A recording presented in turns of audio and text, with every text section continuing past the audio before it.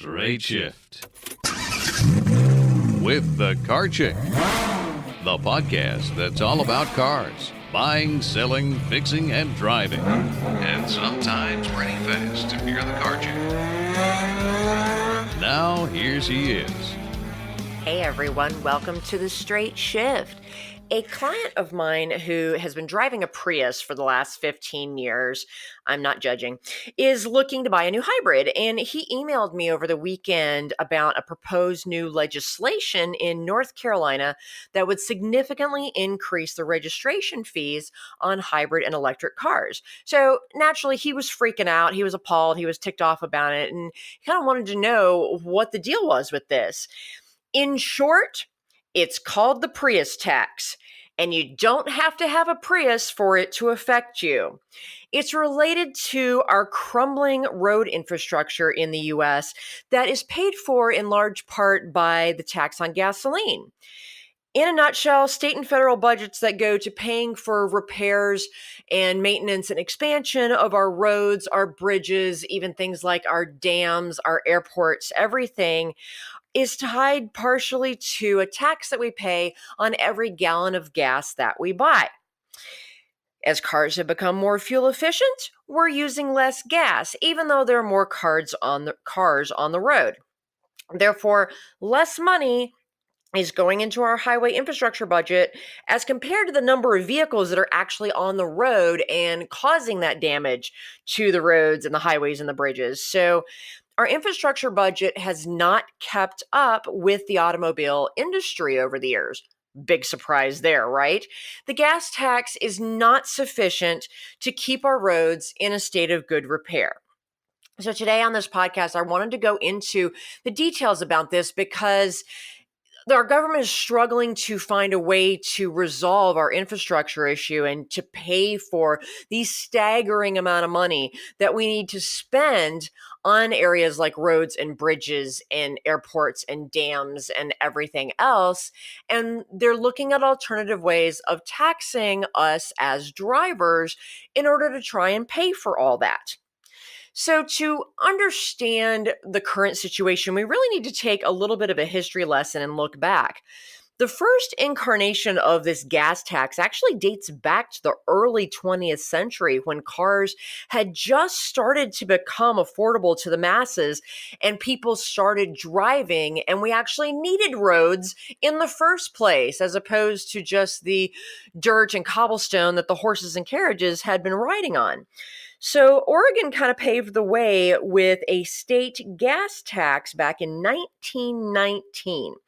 And they kind of justified it by levying it as a necessary for the repair of the damage done to the highways by vehicles, machines, everything that was run by an engine that was traveling on the roads, and the need to build new roads to accommodate these vehicles. And, at the time that made total sense. By about 1925, 35 states were using such a tax, and the revenue from it was almost $80 million, which, now that doesn't sound like very much, but, back in 1925, that was a boatload of money, and the states were like, oh, we're getting money from this. We kind of like this. Let's keep doing it. And we also had an interesting byproduct that the tax allowed states to finally measure how much gasoline we were actually consuming, which is useful on a variety of economic scales and uses. So by 1932, every state had some version of a gas tax. And then our National Congress said, that's a good idea. They're always kind of behind the times on things, but they decided to implement a national tax. And that was defended as an emergency tax, trying to close the gap in the budget shortfall just overall for the federal government that was brought on by the Great Depression. So it was part of the 1932 Federal Revenue Act. That established the first federal gas tax among a ton of other different federal taxes. And it was established at 1 cent per gallon, which was a fairly significant amount back then. And in the first year, the federal tax alone raised almost $125 million. And even though it was supposed to just be an emergency measure to help us recover from the Great Depression, that kind of money was just a little too good for the government to give up. So they made that tax permanent during World War II, and they upped it to 2 cents a gallon by 1950. Then in 56, the Federal Highway Act raised that tax to 3 cents a gallon, and they used it to fund the newly created Highway Trust Fund. After World War II, one of the ways that we kind of re-kickstarted our economy was a dedication to building more roads, more bridges, more dams, more, power plants. This created a lot of new jobs, and this was one of the ways that they paid for that. Now, the tax has not increased since 1993. 1993, it was raised to 18.4 cents per gallon, and it has not gone up since then. It hasn't been adjusted for inflation, and that's one of the problems. But about 60% of the gas tax actually goes towards highway and bridge construction, maintenance and repairs on our roads, etc. And the remaining 40% goes to other types of earmarked programs within the federal government. But the problem is the revenues from these other tax programs that are also used in the federal programs. State and local taxes are also assessed on each gallon of gas. In fact, actually, about over 20% of the price that we currently pay for 1 gallon of gas anywhere in the United States is made up of those taxes.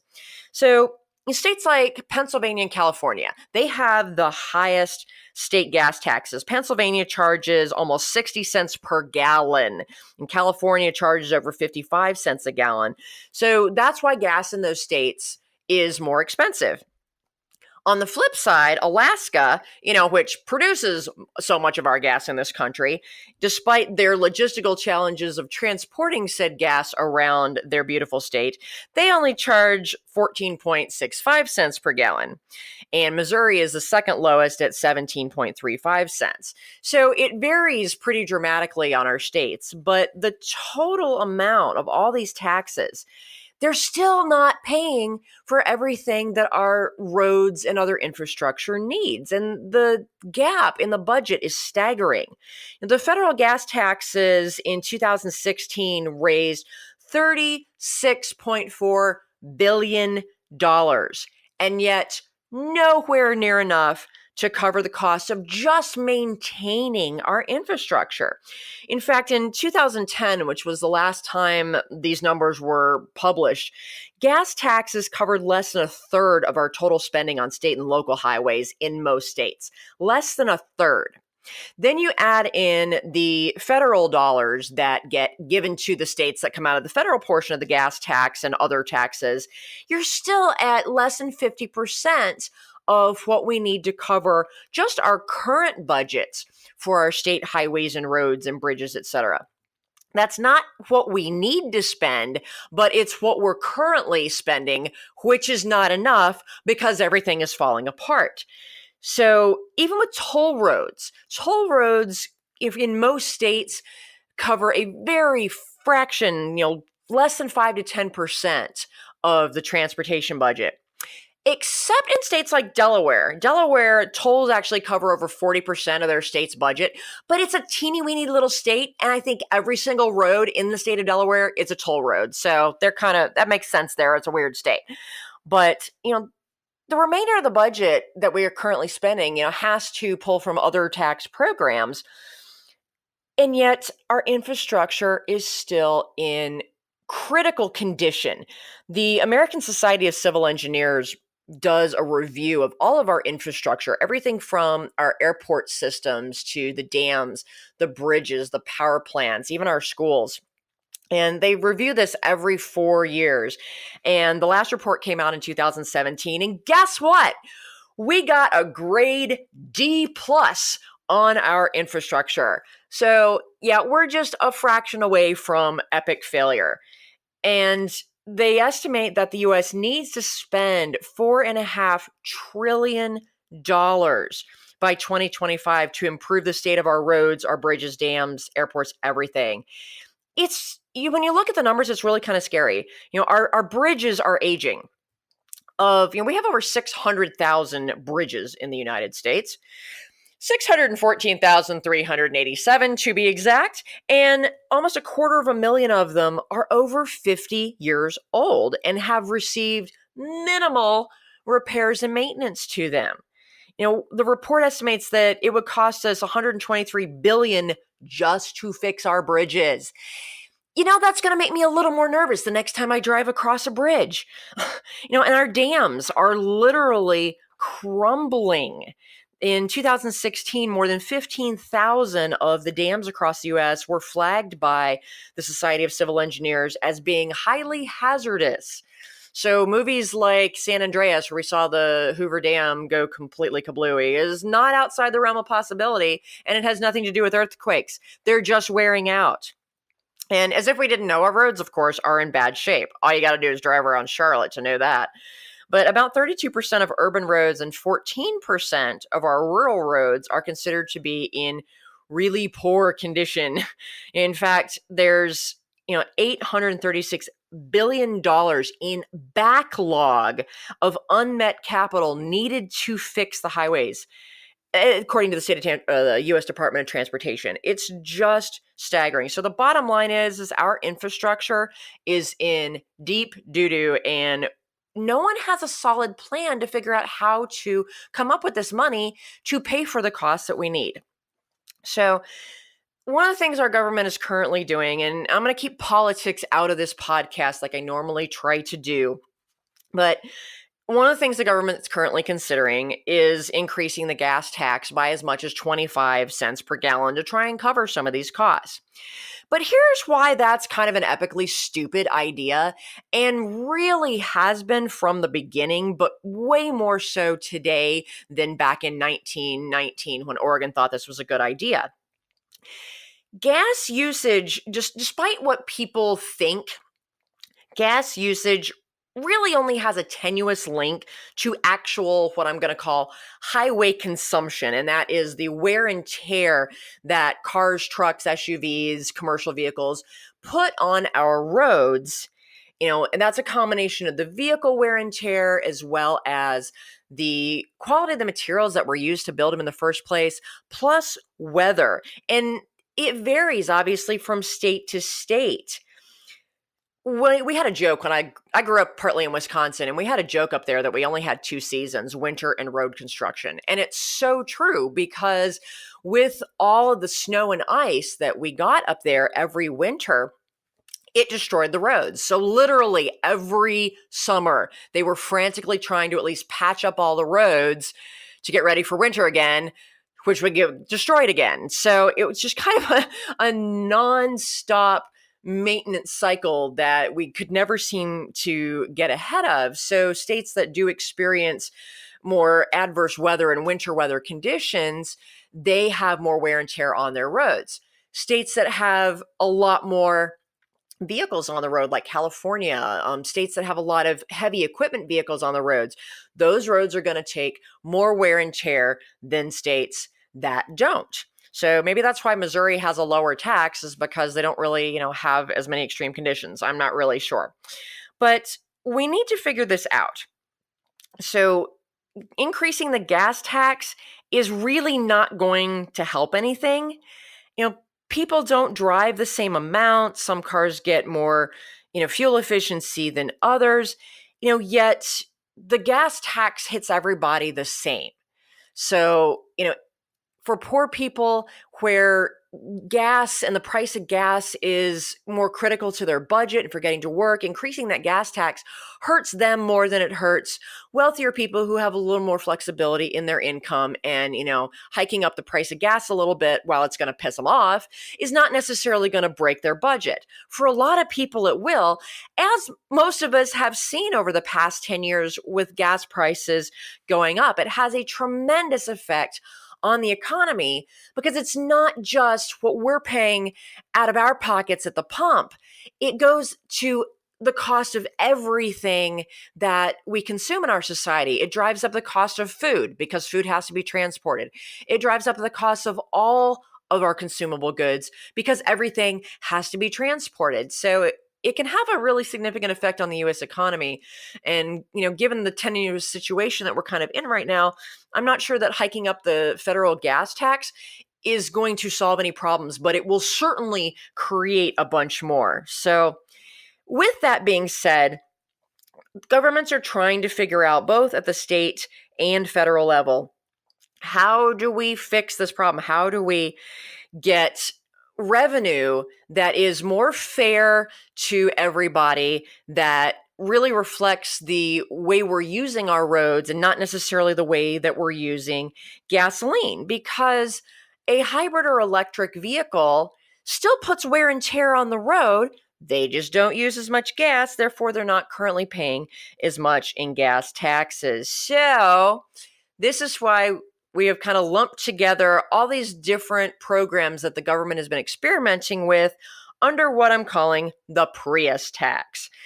And the current challenge is to figure out ways that we can implement such a tax, make it fair to whether you're rich or you're poor, or you live in an urban area, or you live in a rural area, or you drive a gas-powered or diesel-powered vehicle, or you drive an electrified vehicle, a hybrid, a plug-in hybrid, or full electric. So I'm going to take a really quick break, and when I come back, we're going to talk about some of the different strategies that the governments have been experimenting with and are already implementing in many cases that will affect not just hybrid and electric vehicle drivers, but potentially all of this. So I'll be right back after this.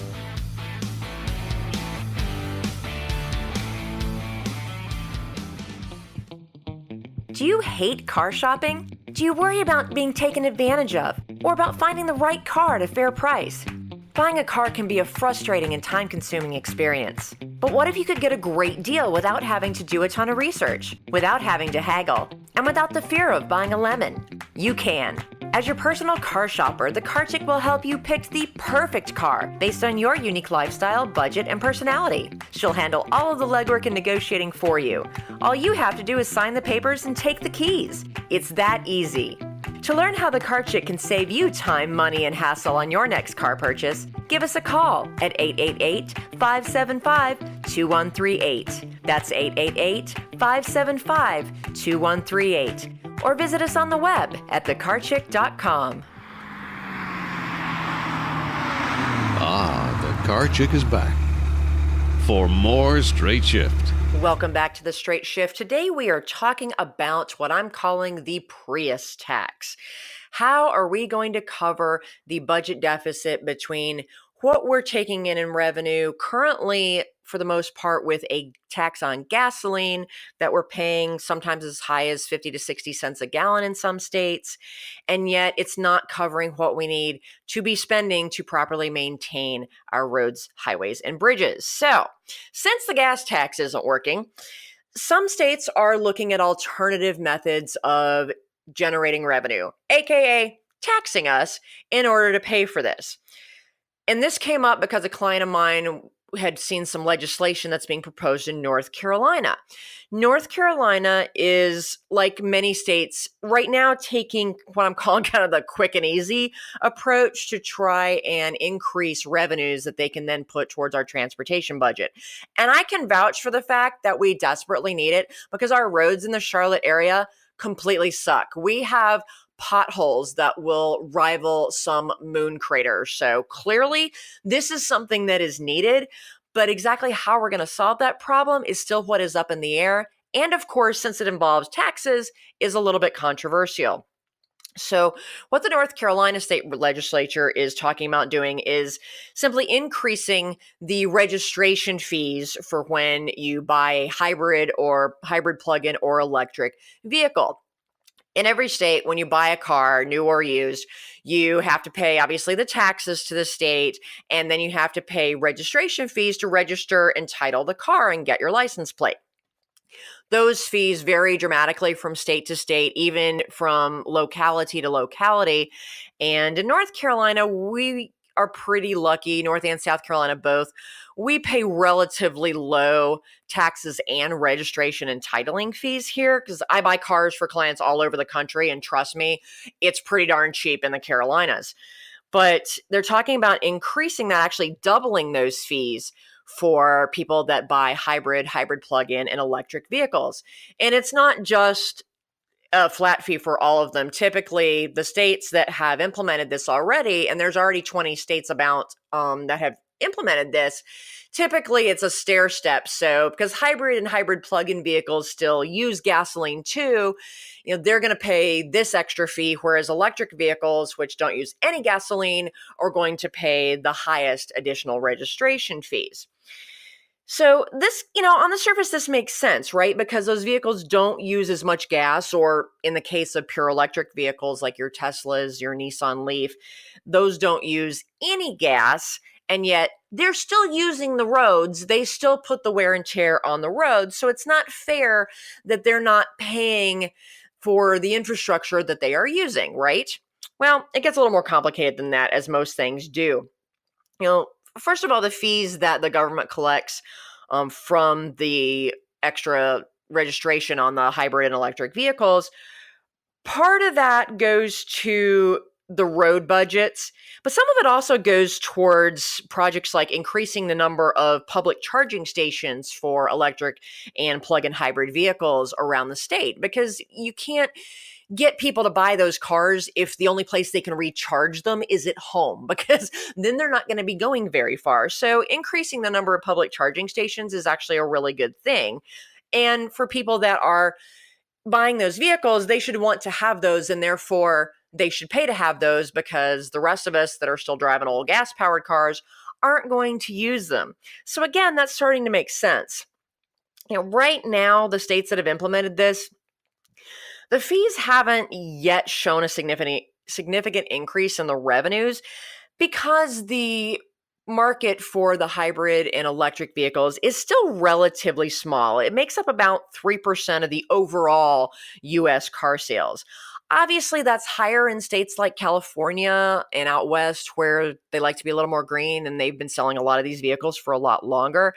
Even so, their increased costs, and believe me, in California, they pay an astronomical amount of tax and registration fees for all vehicles. But, this increased revenue is helping, but it's nowhere close to what we need. But our states know that the purchasing and use of these electrified vehicles, for lack of a better term, is increasing.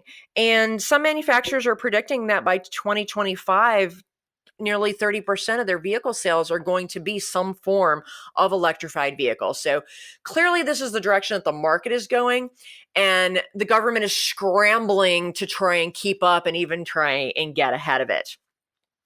Critics of the higher fees for your electrified cars, they claim that it penalizes the innovation and the efficiency, and will incent car buyers to avoid buying electrified cars in the first place, especially those that are buying hybrids, because they're still using gas, they're still paying part of the gas tax too, and now they're kind of getting hit from both sides.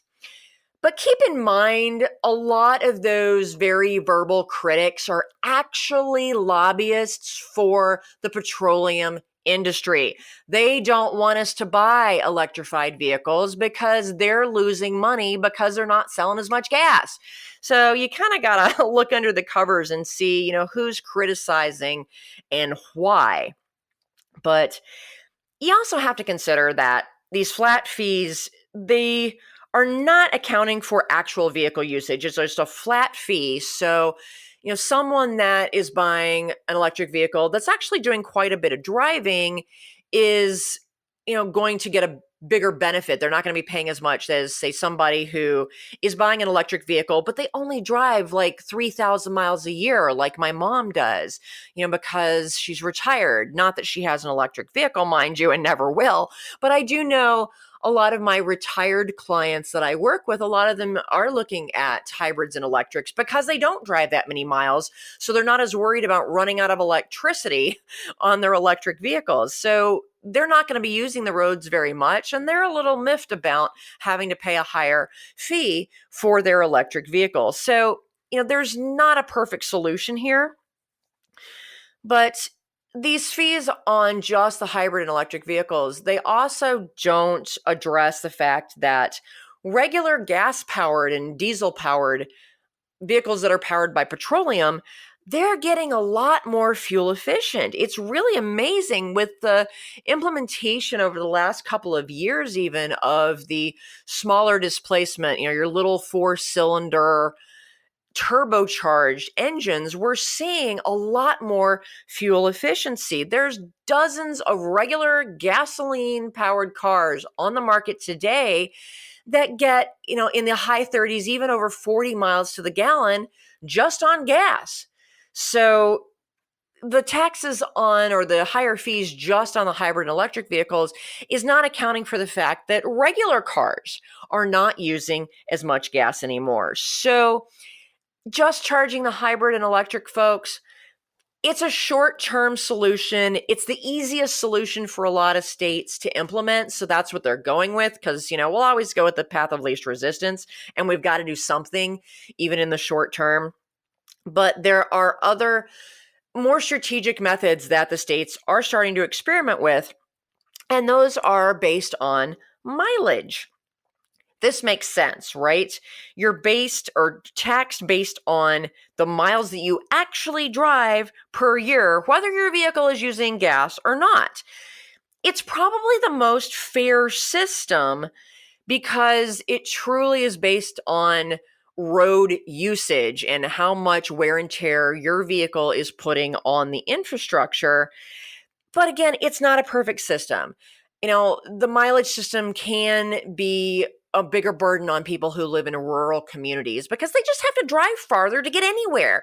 I mean, I can drive a half a mile and get to the grocery store or the Walmart, whereas some people in rural communities, they may have to drive, 5, 10, 15 miles to get to a store to buy the things that they need. So again, no system is perfect, but the biggest challenge really with these systems is, how do we implement them? What are the costs financially? What are the logistics of implementing them? And honestly, most importantly, what are the socio-political implications and challenges? Because that is truly driving most of the resistance and feet dragging for states that are looking to implement these systems. Basically, how does the government track how many miles you drive? And in doing that tracking, how are they not violating your privacy and creating a boatload of data security issues? Not surprisingly, California and Oregon are two states that have been leading the research into mileage-based revenue systems for over a decade now. After all, Oregon was the first to implement the gas tax back in 1919, so of course they're going to be the first to implement, or at least try out, a different system. They implemented a pilot program a few years ago that's limited to 5,000 cars, and those 5,000 car owners volunteered for this program. So what happens is those volunteers are charged 1.5 cents, so a penny and a half per mile that they drive, as measured by a device that has been added to their car. They are then refunded the amount of the gas tax that they pay at the pump because they track their gas usage as well. Now, they don't count any travel or gas purchases that they make out of state. It's strictly within the state of Oregon. Theoretically, the math should work out so that a driver with a car that gets about 20 miles to the gallon, which in this day and age is not difficult to meet that threshold, they would pay about the same in mileage fees as they would with gas tax fees. That's kind of the break-even point. So drivers with more fuel-efficient cars are going to pay more with the mileage tax, and arguably maybe they should because they're still using the roads just as much, than people that have gas guzzlers. Gas guzzlers would pay less on the mileage version. They pay more on the gas tax version. So this is kind of where the pendulum is. The good thing about the mileage-based systems is as cars continue to become more and more fuel efficient, and we continue to go to our alternative fuel technologies like electrified vehicles, this usage or mileage-based system is not going to fall short like the gas tax did. It will keep up because it doesn't matter how the vehicle is being powered. It only matters that the vehicle is driving on the roads. When we get to flying cars, there's going to be just a whole slew of other issues, but for now, we're going to assume that all the cars are going to stay firmly planted on the roads and use them.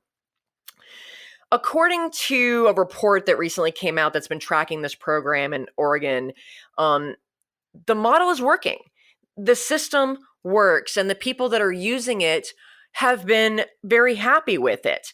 So why are not more states jumping on this bandwagon? Why hasn't Oregon implemented it across the whole state? Well, people just don't want to do it. The people that volunteered for the Oregon program volunteered, which means that they were very open to this in the first place and either thought that it would benefit them or they felt that because they were driving hybrid and electric cars, and there's a mix within that group, but typically most of the people that volunteered for that program do drive more fuel efficient or hybrid electric vehicles. They were just more socially responsible, I guess we could call it, that they wanted to participate in this because they recognize that the roads are still important to them and the breaking down of our roads affects them, and they know that they need to be paying their fair share since they're not paying it through the usage of gas. So these are people, they're happy with the program because they were more open to it in the first place. But there's, a bazillion people out there that really are not comfortable with this. They don't want to implement it.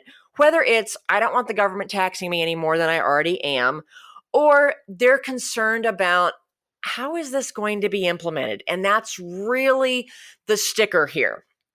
The biggest objection is not about the increased taxes. It is about the invasion of privacy.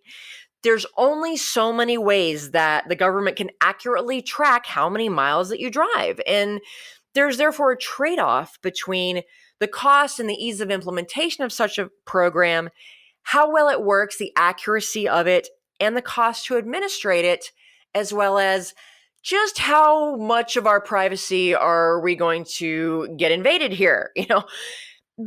Obviously the cheapest and easiest with zero privacy invasion is self-reporting. And that's one system that they're looking at. Drivers would self-report their mileage every year, probably as a part of their annual vehicle registration. When they would go online or go into the DMV to renew their registration every year, they would simply have to tell them, this is my current odometer reading. Yeah, right.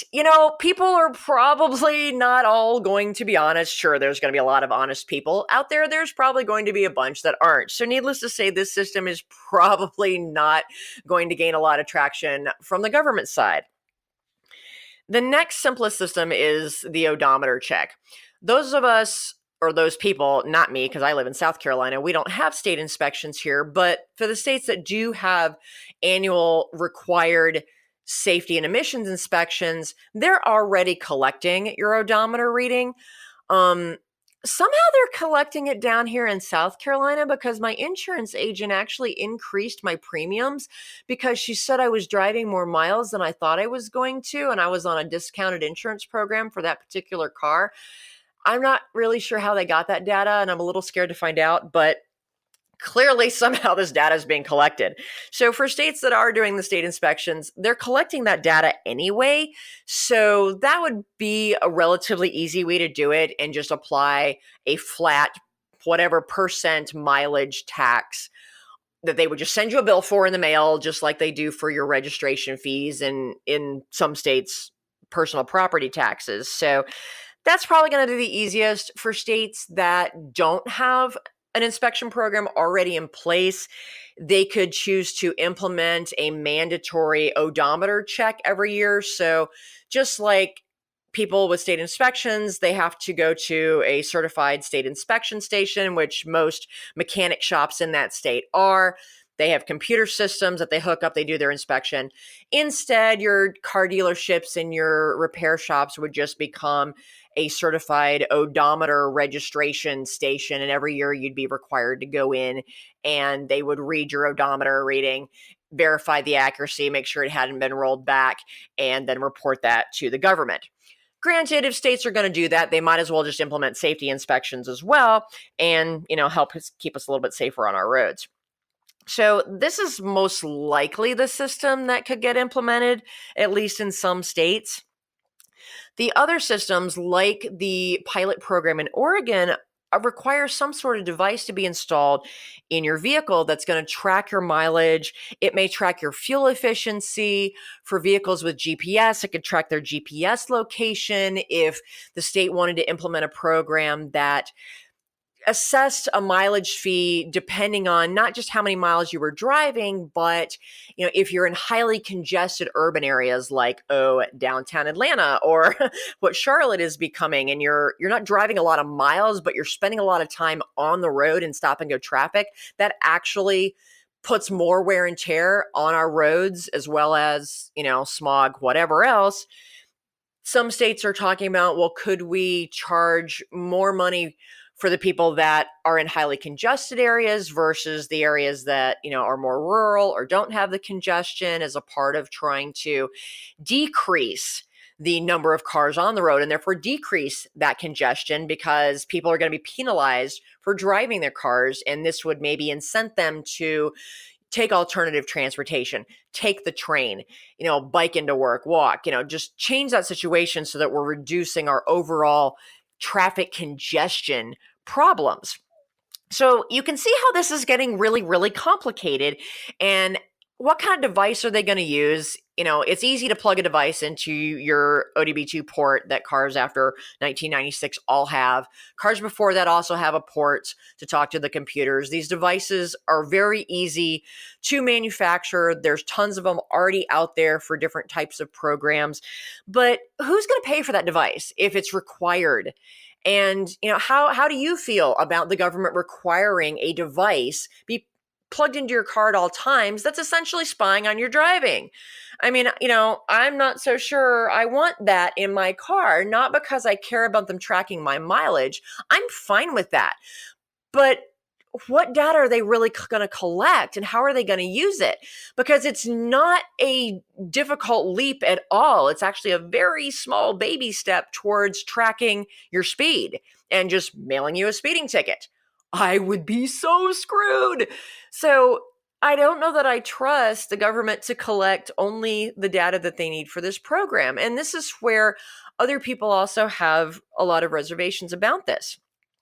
Let's just assume that, they say they're only going to track a certain amount of data that only tracks your mileage. That's really simple. Okay, let's say for a second that I actually believe them. How is that data going to be transmitted? How is it going to be collected and processed? That stuff's going to get hacked, right? So there are just so many questions and no perfect solutions anywhere. So would I go for a program if they did a voluntary program? Maybe, if they could really assure me that they're not going to track my speed that way.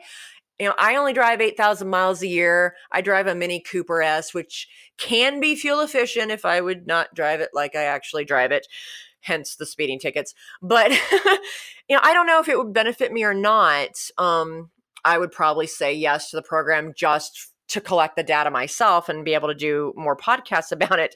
But I do recognize that we have a critical infrastructure problem, and we have to come up with some solution. And a mileage-based tax system is the least unfair. I'm not going to say most fair, but least unfair system. It's probably the best of all the evils that we can come up with that might actually start to work. But we've got a long way to go still to figure out how that's going to be implemented. And the technology of the cars and us as a market moving towards more fuel efficiency, reducing our dependence on gasoline, I'm sure that's going to progress much faster than our taxes are going to keep up to pay for it. So just some food for thought, folks, especially if you are looking at purchasing a hybrid or otherwise electrified type of vehicle. You may have to pay more at the registration, but you're also paying less at the pump. So, folks, I hope this has been informative, if not maybe a little bit scary. But if you're looking to potentially purchase one of these more fuel-efficient vehicles, go to my website, thecarchick.com, give me a call, and we'll talk through the details. But no matter what kind of vehicle you drive or how much you pay for it in taxes, please do so safely. I'm out of here.